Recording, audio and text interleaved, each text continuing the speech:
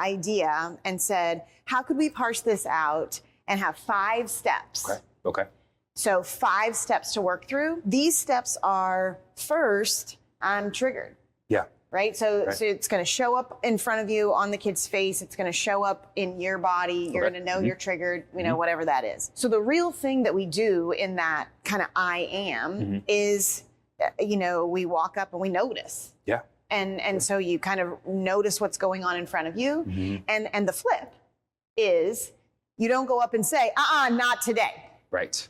No, we are not going there today. So when you see the look on the kid's face, so often we try to stop it. Yeah, that's hard. Right? It's like, well, if I am angry enough, then they'll knock it off. Yes. Exactly. That's exactly it. Okay. So then after you recognize and accept that they're triggered, then the next space you're going to go to is this I calm. Sometimes what we talk about is that they move to an area called a safe place. Right. It's likely when we're talking about an angry kid, that's not going to be so successful. Right. You're going to have to be with them. Yes.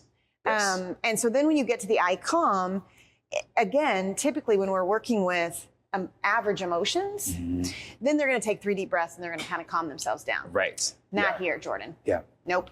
Here, it's likely going to require some movement. Yeah. Okay. So some of the things that we see in classrooms are, you know, they put an X on the wall where a kid can bend all the way down, crouch down, and then spring from their thighs and tap the wall. Right. Or handprints and they push on the wall. Right. A stomping pad and they stomp. So something where they're active in this I calm space. In some cases, we do have something called an active calming center. Sometimes it's tricky to get kids to go through all of that in this.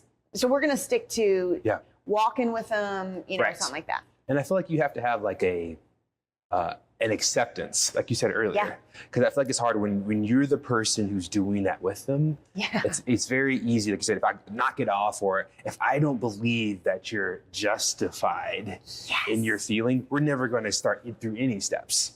And so back to our conversation about judgment, right? If I'm judging this anger as not okay, or it's ridiculous, or that's not worth being mad about, or all, things like that, then there's no way we're going to get to step 1. And then when we talk about the movement, you're just giving them, you're just rewarding them with running around, because it all starts with like our state, right? How are we responding to this issue at the beginning? And I think that's huge when we start with step 1, because if we're not there, then it's just, you're just giving them playtime, or you're just, oh my gosh, that's exactly what I hear. Oh my gosh, that's exactly what I hear. You're right.